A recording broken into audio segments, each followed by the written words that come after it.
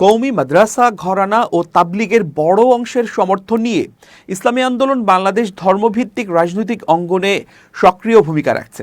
বর্তমানে নির্বাচনী সমঝোতায় থাকা ৮ দলীয় প্ল্যাটফর্মে সংখ্যাগতভাবে বড় দল হল জামায়াত ইসলামী। অতীতে দলটি থেকে একাধিক সংসদ সদস্য নির্বাচিত হয়েছে। ইসলামী আন্দোলন বাংলাদেশের এক কেন্দ্রীয় নেতা জানান, তারা সমানভাবে প্রতিদ্বন্দ্বিতা করতে চান।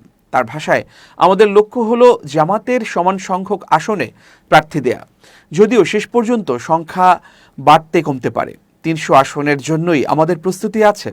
এর মধ্যে প্রায় ২০০ আসনে আমরা নিজেদের অবস্থানকে শক্তিশালী মনে করি। তিনি আরও বলেন, সবকিছুই শেষ পর্যন্ত সমঝোতার উপর নির্ভর করবে। ছোট বড় দলের হিসাবের চেয়ে বেশি গুরুত্বপূর্ণ বিষয় হলো প্রার্থী নিজ এলাকায় কতটা গ্রহণযোগ্য। অন্যদিকে জামাতের কয়েকটি সূত্র বলছে, তারা ২০০-এর বেশি আসনে প্রতিদ্বন্দ্বিতা করতে আগ্রহী এবং সারা দেশে নিজেদের সংগঠনকে শক্ত অবস্থানে দেখছে। এবারের নির্বাচনে তারা অন্তর্ভুক্তিমূলক প্যানেল গঠনের কথাও জানিয়েছে।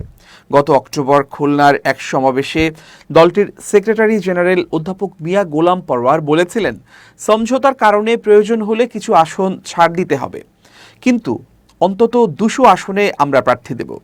জামাতের ঢাকা দক্ষিণ শাখা শুরা সদস্যদের একজন জানিয়েছেন, তাদের লক্ষ্য হল যৌথভাবে সর্বোচ্চ ত্যাগ করে হলেও শক্ত অবস্থানের জায়গাগুলোতে প্রার্থী চূড়ান্ত করা।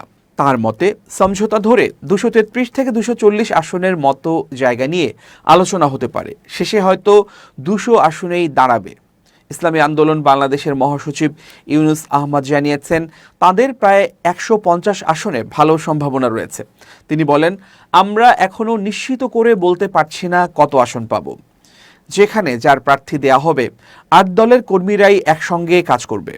তিনি আরও জানিয়েছেন, দলের অভ্যন্তরে প্রার্থী নির্বাচন প্রায় শেষ হলেও চূড়ান্ত সিদ্ধান্ত নির্ভর করছে জোটগত আলোচনার উপর।